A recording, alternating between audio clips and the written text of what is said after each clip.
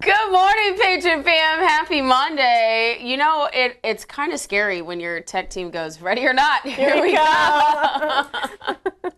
Well, just go ahead and light it up, I guess. Yeah, Here we go. you know, we're ready for another fun week. I hope you guys had a great weekend. Thank you for tuning into Open Mic with Allie and Michelle. We are your free speech platform where you're going to get all the current events, all the latest news, without all the spin, but with a lot of fun. Yeah, I mean, well, maybe. And I've had a few people comment on social media, especially Facebook, and say things like, you know, how are you able to laugh about that? And it's like, good God, it's 2025. If you don't have laughter, how did you survive? How did you survive 2020? Goodness, I almost lost my mind. It's not a lack of seriousness. It's No. not a lack of anything. And I think that, and we kind of bantered back and forth on Facebook, me and this person, and they got it. But it was just, it's like that. You almost have to have joy when you're talking about this stuff because it will drag you down a deep hole of just anxiety and all the things. And we do not live with the spirit of fear. No, Fear absolutely does not come from the Lord. There you go. So I'm glad you guys joined us today. Make sure you like, share, and subscribe on all the platforms. Thank you for tuning in. Drop it in the comments where you're viewing us from.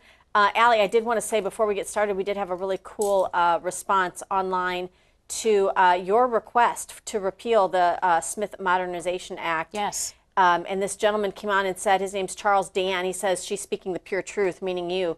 Obama repealed it. A Muslim repealed it because he wants to, he's going into obviously the Islamification of what we're seeing in Europe and now being potentially able to push propaganda. So that's interesting. That's a good, Charles, thank you for that. That's a good connection to make. Guys, we're going to talk a lot about Ilhan Omar and how deep the fraud gets, but how well her pockets have been lined in the process.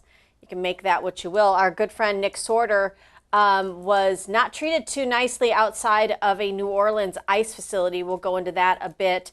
Hillary Clinton makes really a threat back in 2024 that now with Open Mic seems like I kind of understand who she's talking about spreading information. So we got a ton to get into, Allie. So interesting. I'm excited. I hope you're excited. Keep it locked here. Let's open that mic.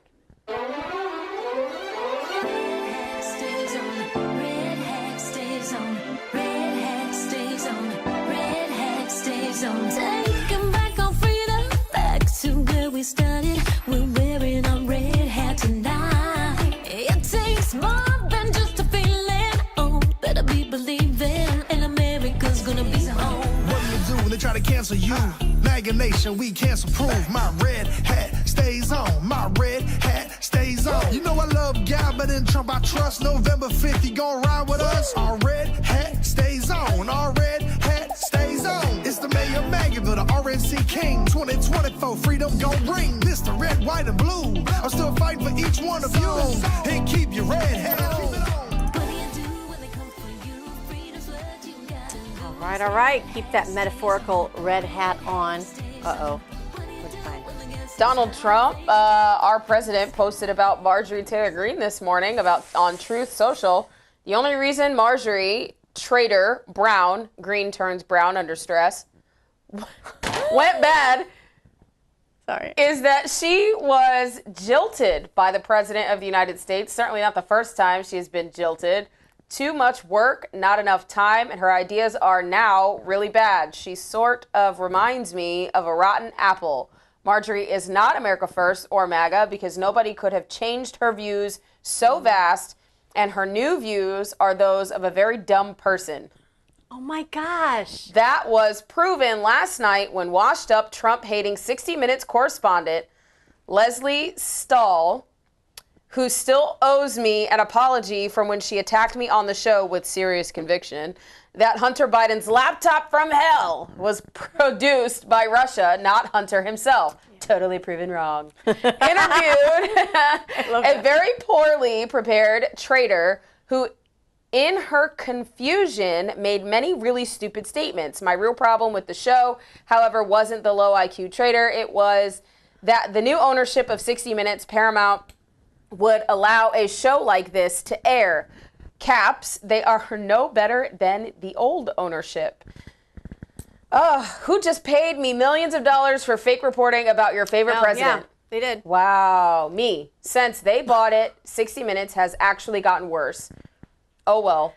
Far worse things can happen. P.S. I hereby demand a complete and total apology, though far too late to be meaningful, from Leslie Stahl and 60 Minutes for her incorrect and libelous statements about Hunter's laptop. President DJT. Well, listen, so... Great way to start off the morning, y'all. I mean, what is in Trump's coffee? What does he drink in the morning? I don't know. Give me some of that. Maybe we shouldn't. Maybe we should. He got some honey she legit packets. That's what happened. Some honey and some salt packets. He on it. He on one today. Oh my gosh. Well, listen, I don't That's have a insane. huge opinion either way on Marjorie Taylor Greene. We have seen this happen before. Somebody is a staunch supporter of the president. Listen, the president can really, Trump can take feedback.